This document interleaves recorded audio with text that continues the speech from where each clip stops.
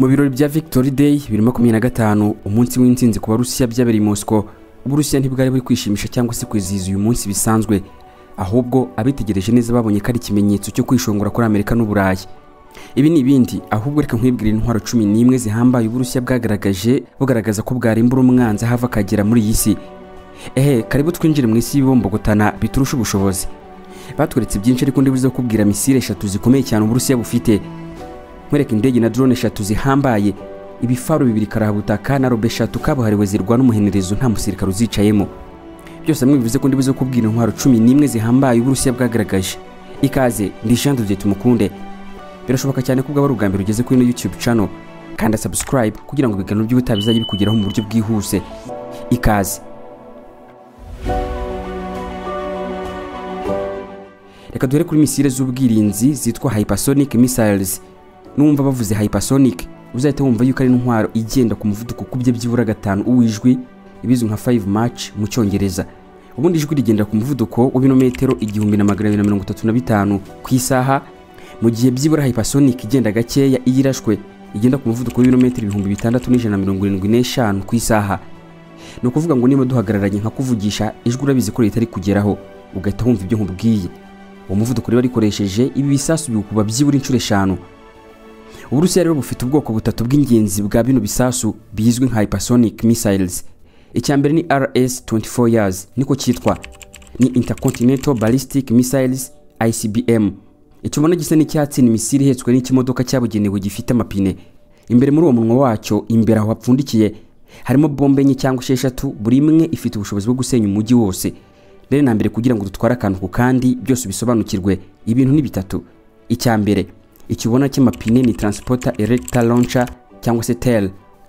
Ni nk'ikimodoka gishinzwe gutwara iyi misile, kikaba kinakoreshwa mu kohereza cyangwa se launchinga, kohereza iyo misile mu kirere, kikaba cyitiza imbaraga aho kiyiraramisha mu gihe yiteguye koherezwa mu kirere. Icya kabiri ubona ni misile ubwayo, ni kingi cyubona kirekire gihetswe ku mugongo w'iyo modoka. Muri iryo zuru ryayo niho harimo bombe enye cyangwa se 6 bitewe n'izo bashyizemo. Iki kimisile cyose kikaba cyoherezwa mu kirere iyo kirashwe. Iyo misile igeze mu kirere iyitirasa noneho za bombe ukarenye cyangwa se 6 bitewe n'izirimo, zikajya mu byerekezo bitandukanye. Bivuze ngo misile ntabwo iturika, ahubwo imaze kugera mu kirere ifasha kohereza izo bombe akaba nazo ziturikira aho bazohereje zikahasenye cyane. Nakubwiye ibya Mach cyangwa se bamuvuduko ugereranywa n'ijwi. Iyi misile rero ubona imbere yawe iyo yoherejwe igenda ku muvuduko wa Mach hagati ya 20 na 25. Bivuze ngo ku muvuduko wayo irusha umuvuduko w'ijwi byibura inshuro 20 cyangwa se 25. Bombe yatewe Hiroshima mu Buyapani yapimaga kilotoni 15, ariko bombe y'iki kimisile imwe ipima kilotoni 300, ni inshuro 20 ziyatewe Hiroshima. Iyi bombe reka tuvuge iyi bombe yaramutse bayiteye aho hagaze mu birometero 10 ugana mu majyepfo harimbuka, ibirometero 10 ugana mu majyaruguru nuko nguko, ugapima n'ibindi birometero 10 ugana mu burasirazuba n'ibindi birometero 10 ugana mu burengerazuba, hose harimbuka. Kandi wibuke ko iyi misile ifitemo imbere bombe hagati y'enye n'6 icyarimwe zishobora kuraswa mu byerekezo bitandukanye bitewe naho batumye buri imwe. Ku buryo iyi misile Abarusiya baramutse bayirekuye yasenya imijyi 6 icyarimwe, miliyoni z'abantu bayirimo zigashira. Uburyo ikora bakimara kuyohereza igeze mu kirere yitirasa izo bombe zayo mu byerekezo bitandukanye bitewe n'ahemejwe ko hagiye kuraswa. Kugeza ubu ngo akamaro k'iyi misile ku Burusiya no gutera ubwoba umwanzi ku buryo dushobora guhirahira atekereza iby'intambara z'ibisasu kirimbuzi bya nucleaire. Kuko n'urugero nka Amerika ubu ntishobora kugaba igitero ku Burusiya kiremereye, kuko nayo yaba yiteguye isenyuka ry'imijyi yayo ikomeye. Mu Burayi ho ntibashobora kuvuga kubera ko bombe imwe muri 6 z'iki kimisile yasenya umurwa mukuru w'Ubufaransa Paris cyangwa se igasenya w'Ububirigi Berlin. Nuko nguko bimeze. Uturutse mu murwa mukuru w'Uburusiya Moscow ujye Los Angeles muri Amerika harimo ibirometero 9800. Uturutse mu murwa mukuru w'Uburusiya Moscow ujya Washington muri Leta Zunze Ubumwe za Amerika harimo ibirometero 7800. Uva Moscow ugera muri Chili harimo ibirometero 12,000. Igitangaje no iyi misile ya RS-24 years irasa mu ntera y'ibirometero 11,000 n'12,000 uturutse ahirasiwe. No kuvuga ngo nta hantu Uburusiya ku isi budashobora kurasa hariho hose. Umwihariko w'iyi misile nuko ifite ubushobozi bwo kurasa ahantu henshi cyane icyarimwe, kandi kabigoye guhagarikwa mu kirere kubera ko hari uko baregereye imisile mu kirere ikagenda ikatagurika nk'inzoka ikora zigzag kugeza igeze aho bayitumye. Bivuze ngo nabwa bwirinzi cyangwa se za systeme zishinzwe kurinda ikirere birazigora cyane guhagarika bombe z'iyi misile. Iyi misile ntabwo irakoreshwa na rimwe kubera ko ni kirimbuzi yagiye ikoreshwa mu myitozo gusa bari kugerageza ubushobozi bwayo. Ku mwanya wa kabiri hari indi misile yitwa KH-47M2 Kinsehol. Iri jambo Kinsehol rikaba bivuga daga cyangwa se inkota. Iyi nayo ni hypersonic, yoherezwa iturutse mu kirere, ni ukuvuga ngo ibihetswe cyangwa se yikorewe n'ikigendajuru. Igira umuvuduko wa Mach 10, bivuze yuko yihuta kurusha ijwi inshuro 10. Iyi misile ishobora gutwara ibibombe cyangwa se ibisasu bya kirimbuzi cyangwa se bisanzwe. Inshingano zayo ni ukurasa kuri target cyangwa se intego z'ingenzi mu buryo butunguranye. Ikindi misile yagaragaye mu ntambara zo muri Ukraine guhera mu mwaka wa 2022 aho yagiye ikoreshwa ahantu hatoranyijwe. Iyi misile ishobora kurasa mu ntera y'ibirometero hagati y'1500 n'ibihumbi 2000. Ugirashishije uri Kigali wahamya neza kandi ugasenya ikaritumo muri Sudani kuko harimo uburebure bw'ibirometero 1500. Umwihariko wayo utuma ihinduka indashyikirwa nuko ifite umuvuduko wo hejuru kandi ikagira ubushobozi bwo kugenda ikatagurika cyangwa se ikora zigzag, ibituma igoye kuyiburizamo hakoreshejwe ubwirinzi bwo mu kirere. Ku mwanya wa gatatu hari ikindi kimisile cya rutura cyitwa Iskander-M. Ni ballistic missile.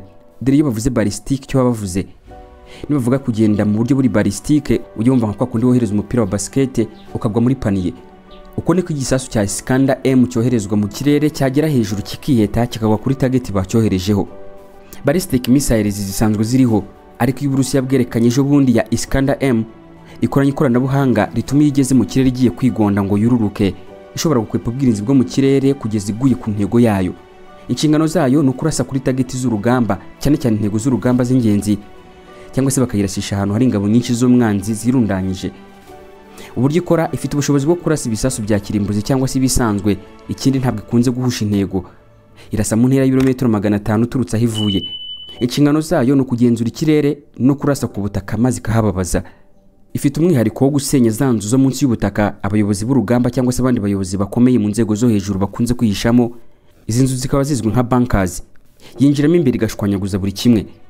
Iskander-M imaze gukoreshwa muri Georgia mu mwaka wa 2008, ikaba yarakoreshwa mu ntambara ya Syria no mu ntambara ya Ukraine. Misile zo ni nyinshi Uburusiya bufite, ariko reka tujye no ku ndege z'intambara n'indege zitagira abapilote zizwi nka drones. Ubwo ni ku mwanya wa kane hari indege rurangiza Sukhoi 57. Mu ndege 5 za mbere ziteye ubwoba Uburusiya bufite, iyi ngiza ku mwanya wa mbere ni indege y'intambara ya 5 generation. Mu kirere ntibyoroshye kuyibona kuri radar kubera ko iriburisha cyane igeze mu kirere kandi yanagabanyirijwe guhinda. Ikoranye ikoranabuhanga rikomeye rituma ishobora kugenzurwa cyangwa se kuyikontorora mu buryo bworoshye, gukata, guhindukira n'ibindi byose bitandukanye, harimo no kurasa byihuse. Ibifite ibisasu birasa indege ku ndege cyangwa se birasa indege mu kirere, ikagira ibisasu birasa ibintu ku butaka, ikagira n'ibindi bisasu biboneza aho birashwe nta guhusha. Indege ishobora kugenda ibirometero 3500 itarongerwamo amavuta cyangwa se petroli yabugenewe. Ababizi bazi neza ko ibingibi ari byiza cyane kubera ko birinda indege kugenda n'ibindi byuma by'inyongera bituma yakongerwamo petroli cyangwa se amavuta yabugenewe, kuko ibyo byuma by'inyongera iyo bigendanye bituma radar z'umwanzi zishobora kuyibona hakiri kare. Kubwo amahirwe rero indege rutura ishobora kugenda ibirometero 3500 itarashiramo petroli. Yageragejwe mu ntambara ya Syria ariko nabwo gake cyane, bikaba byaranatangajwe ko yagize kwifashishwa mu ntambara yo muri Ukraine. Turi ku ndege gatanu hari MiG-31K, ni indege itwara misile zikoresha umuvuduko munini cyane, zaje zitwabonye zitwa Kinsehol. Iyi ishinzwe gutwara no kurekura misile z'umuvuduko ukabije. Ni indege yavuguruwe kugira ngo itware Kinsehol, ikabiguruka kugera kuri Mach ya 2.8, no kuvuga ko irusha umuvuduko ijwi inshuro 2.8. Indege kugira ngo umenye intera ishobora kurasa mitagize ikibazo cya petroli, ufata ibirometero igenda, no kuvuga 3000 itarashiramo petroli, ukongeraho intera ya misile ya Kinsehol ishobora kurasamo, iyo ntera akaba ari ibirometero 5000. Bivuze ngo uramutse yujuje petroli ya Moscow mu Burusiya ikagira mu kirere cy'Ipari mu Bufaransa yikoreye iyo misile, ikaba yayirasa Kinshasa muri Repubulika Demokarasi ya Kongo. Indege yifashishijwe cyane mu bitero byo kurasa misile za Kinsehol muri Ukraine. Ku mwanya wa gatandatu turacyari ku ndege, ariko reka tuvuge kuri drone. Ni drone ebyiri, iya mbere ni Zara Lancet, iya kabiri ni Geran 2. Ni indege ebyiri z'ubwiyahuzi, iyo zirashe ntizisubirayo ubwazo n'ibisasu.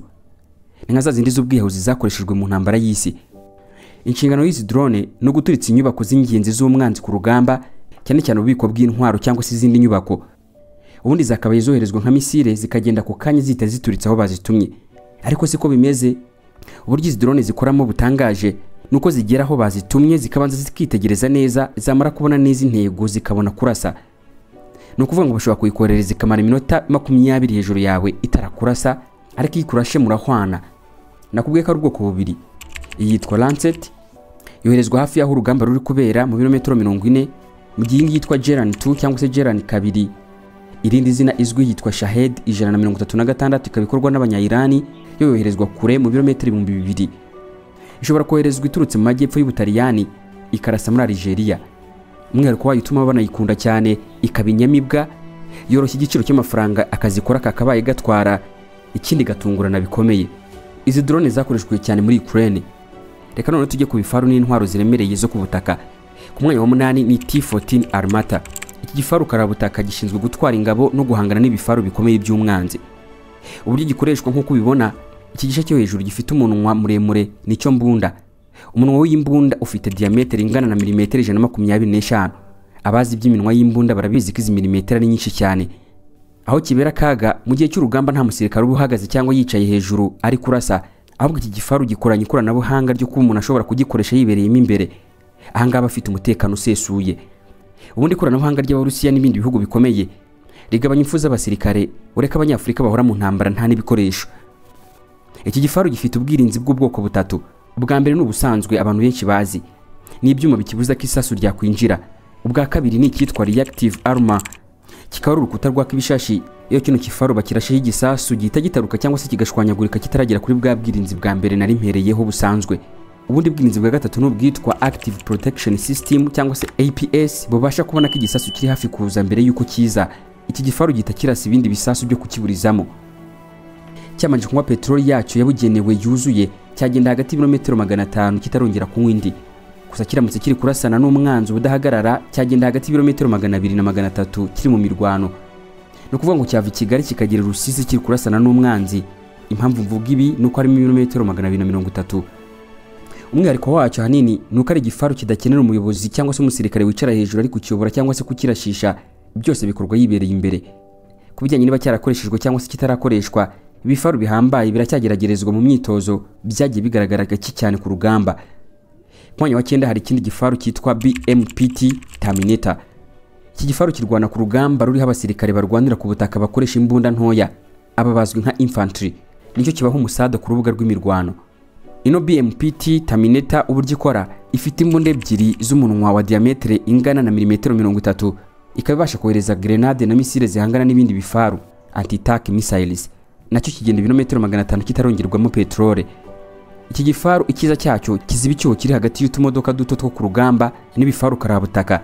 Cyo ni ingenzi cyane kuko kiri hagati aho ngaho, ibituma kifashishwa cyane n'abasirikare barwanisha imbunda nto byarwanye muri Syria na Ukraine. Noneho reka tujye kwikoranabuhanga rikomeye by'imashini za robot n'izindi zikoranabuhanga ryitabazwa ku rugamba. Ku mwanya wa 9 hari Uran 9 cyangwa se Uran 9 Unmanned Combat Ground Vehicle. Ni imashini y'indwanyi ku butaka itajya mu mushoferi cyangwa se umusirikare kuyikoresha, hakora ikoranabuhanga. Inshingano zayo no gutanga ubufasha aho rukomeye, ikaba ifite ubushobozi bwo kumenya hatezwe ibisasu bya mine ikabitegura. Nta muntu umwe uzi ko bihari, gusa irabimenya. Umwihariko wayo ni ukurinda ko abasirikare bari ku rugamba hagira ibibaturikana bitabye mu butaka batabibonye. Batarabibona y'ibifite ubushobozi bwo kubimenya ikanabiburizamo. Ahibera kasha nubwo ikenera umuntu wo kuyikoresha yibereye iwe, nayo ubwayo ifite ubushobozi bwo kwijyana igafata imyanzuro runaka bitewe n'aho igeze. Dufata urugero, yagera nk'ahantu hari umukinga ikamenya ko igomba kuwusimbuka cyangwa se kitwararika kugira ngo itawugwamo nta n'umwe uyiyoboye. Gusa iyo bigeze ku myanzuro ikakaye cyane irimo nko kurasana n'umwanzi bikomeye, harakenera ko umuntu ayikoresha, ariko birumvikana cyane ko aba yibereye iwe. Ifite umunwa w'imbunda wa milimetero 30, anti-tank guided missile cyangwa se misile zihangana n'ibifaru, hamwe na machine gun. Imbogamizi imwe iri kuri iyi robo imeze nk'igifaru nuko umuntu uyikoresha ku ikoranabuhanga agomba kuba ari muri kilometero hagati y'ebyiri n'eshatu uvuye ahiri. Yagiye kurihuza nzira cyangwa se communication cyangwa se connection ziracika. Icyo nicyo kibazo cyayo cyagiye kibaho mu ntambara yo muri Syria, aho Uburusiya bwagiye bukoresha izi robo. Mwanya wa 10 hari Uran 6 robot, by'umwihariko ni robo yo gutegura ibisasu byatezwe ku rugamba ikoresheje amenyo yayo, aho ibasha gucukura ikabipfubya nta kibazo na kimwe kibaye. Nubwo igenzurwa cyangwa se control rwakoreshejwe ikoranabuhanga, uyikontorora agomba kuba ari mu ntera abasha kuyibona n'amaso, cyangwa se iyo robo yagira hatayibona agakoresha irindi koranabuhanga rishobora gutuma abona ahantu iri, ayikoresha neza yari kuyibona. Umwihariko wayo ni ukugabanya ibyago by'abakozi cyangwa se abasirikare ku rugamba mu bikorwa byo gutegura mine ziba zatezwe. Iyi robo yakoreshejwe muri Syria no mu duce twa Ukraine twari turimo intambara. Ku mwanya 11 hari TOS 2 Tososhka. ni robo irasa ibisasu biremereye kandi byihuta ku muvuduko ukabije. Nk'uko ubibona ni robo yesitaye cyangwa se iri ku mapine aho kuba ku bifaru. Irasa ibisasu biremereye kandi byihuse, ikaba ishobora kurasa ikintu kiri muri kilometero hagati y'10 na 15. Umwihariko wayo ifite ikoranabuhanga riteye imbere kandi bitewe n'amapine yayo biba byoroshye kugenda. Yatangiye gukoreshwa kubera ko yagaragaye muri Ukraine. Tsoza ibirori bya Victory Day mu mwaka wa 2025 cyangwa se umunsi w'intsinzi y'Abarusiya ntabwo byari umuhango gusa, byari ubutumwa bw'Uburusiya ku isi hose. Uburusiya bwerekanye ko bufite ubushobozi bwo gutera ubwoba no gukanga umwanzi kimwe no kwirinda ndetse no kwinjira mu ntambara y'ikoranabuhanga rihanitse. Uhereye kuri misile za kirimbuzi, utudege twitwara twa drone, kugeza ku bifaru bitandukanye, buri kimwe cyose cyerekana intwaro nshya zitezwe mu ntambara z'iki gihe. Ni mu gihe Urusiya hirya no hino ku isi usanga buhanganye mu ntambara n'ibihugu byo mu burengerazuba bw'isi, no kuvuga Burayi na Amerika mu buryo buziguye n'ubutaziguye. Ese uburengerazuba buzabasha Uburusiya buzarusyaho? Ubwo byazasaba ikindi kiganiro kigereranya intwaro ku mpande zombi. Izi ntwaro nizo mbashije kuvuga aka kanya. Wongero n'izindi ntavuze ubwoko burenga 10 bwari buri muri ibi birori, n'izindi ziri mu bubiko zihambirijwe imibare y'ibanga n'amakode atagira ingano, izo biti za kirimbuzi. Ni nangansubikiye komeza ukurikira ibiganiro byacu. Wibuka gukanda subscribe kugira ngo ibiganiro bitandukanye bizajye bikugereraho igihe. Wakoze cyane, na Jean de Dieu Tumukunde.